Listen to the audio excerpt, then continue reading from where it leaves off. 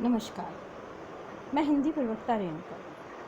आज आपको वर्णों के उच्चारण स्थान के विषय में कुछ जानकारी दूंगी। जैसा कि हम सब जानते हैं कि वर्णों का उच्चारण हमारे मुख के विभिन्न भागों से होता है।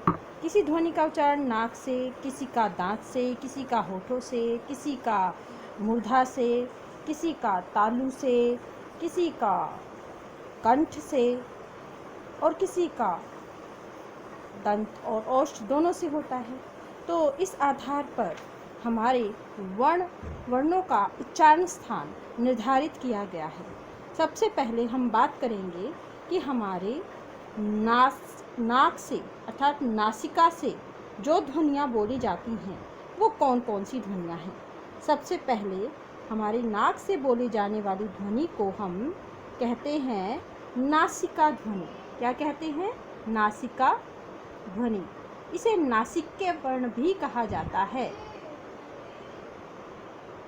इसे नासिक्य वर्ण भी कहा जाता है और इसकी ध्वनियां हैं अंग और पंचम वर्ण। सभी वर्गों के पंचम वर्ण ट, ञ, ण, न और म। तो जिन ध्वनियों का उच्चारण हमारे नासिका भाग से होता है वो ध्वनियाँ नासिक्य ध्वनियाँ कहलाती हैं। इसी प्रकार हमारे दांत से उच्चारित होने वाली ध्वनियों को हम दंत मूल ध्वनि कहते हैं या दंत मूल वत्स्य ध्वनियाँ कहते हैं। दंत मूल वत्स्य।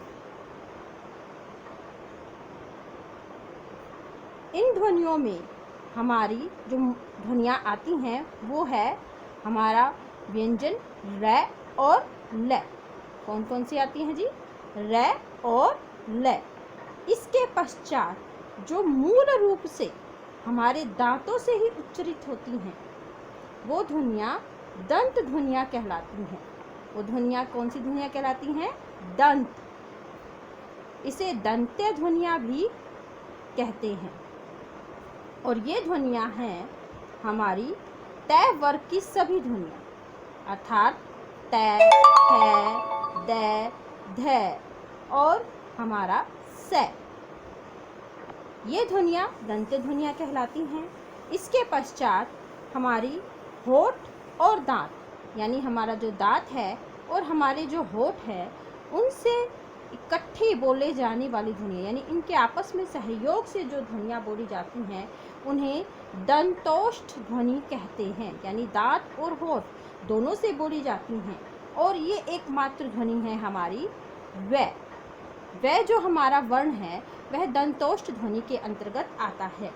इसके पश्चात हमारी होठों से यानी कि एकमात्र जो हमारे होठ हैं उन दोनों के संपर्क में से यानी कि दोनों के जुड़ने से या आपस में मिलने से जो ध्वनियाँ उत्पन्न होती हैं उन्हें ओष्ठ ध्वनियाँ कहते हैं। उन्हें क्या ध्वनियाँ कहते हैं? ओष्ठ या ओष्ठ्य। और ये ध्वनियाँ हैं हमारी ऊ और ऊ।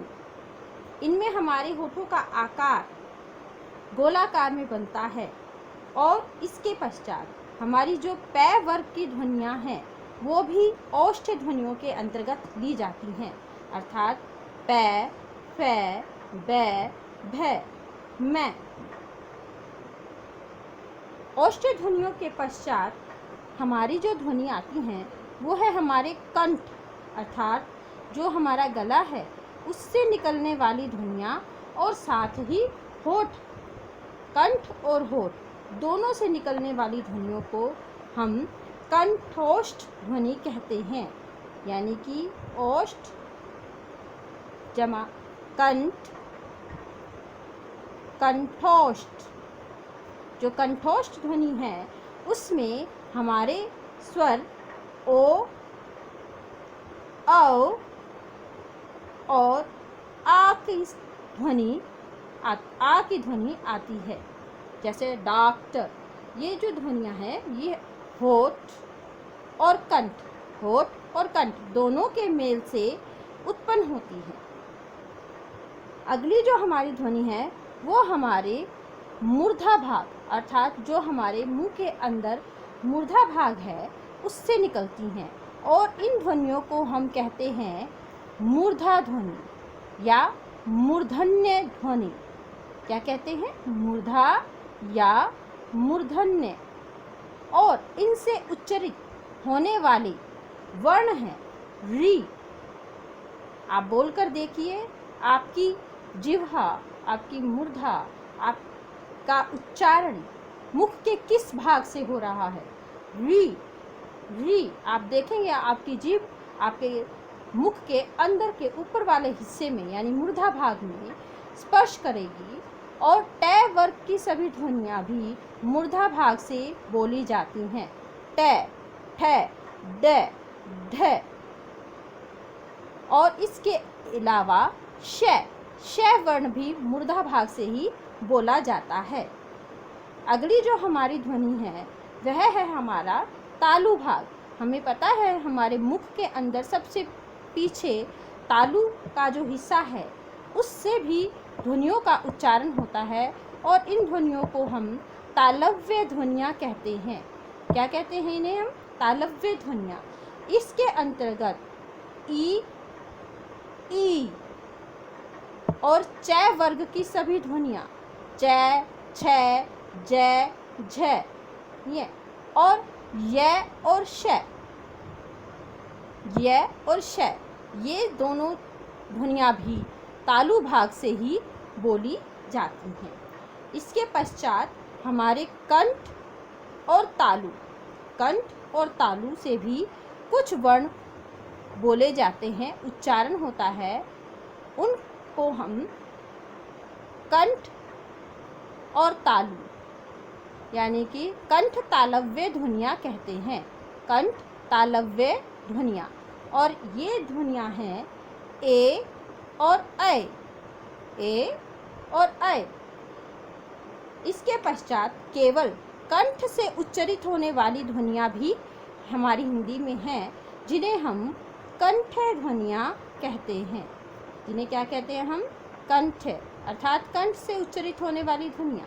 और इन ध्वनियों में हमारे प्रथम स्वर ए, आ, अह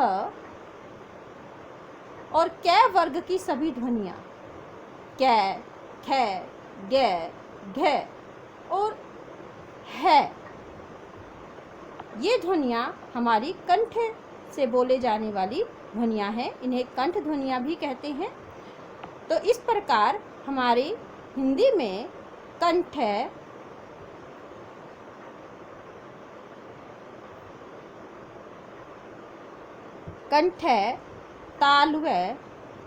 तालव्य,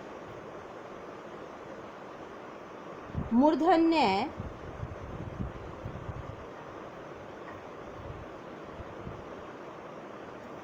दंत्य,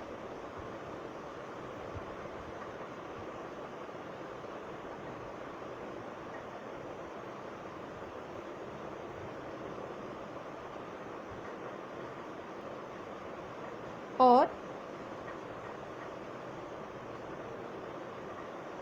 ओष्ठ ध्वनियाँ।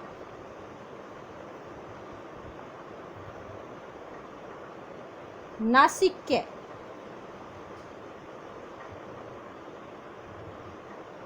आदि प्रचलित ध्वनियाँ हैं, जिनमें कंठ में क वर्ग की ध्वनियाँ, तालव्य में च वर्ग की ध्वनियाँ, मूर्धन्य में आपकी ट वर्ग की ध्वनियाँ, दंत्य में आपकी त वर्ग की ध्वनियाँ, ओष्ठ में आपकी प वर्ग की ध्वनियाँ, नासिक्य में आपकी अनुस्वार ध्वनियाँ ली जाती हैं। बहुत ही संक्षेप में आज हमने वर्णों के उच्चारण स्थान की जानकारी ली। आशा करती हूँ आपको ये जानकारी पसंद आई होगी। नमस्कार।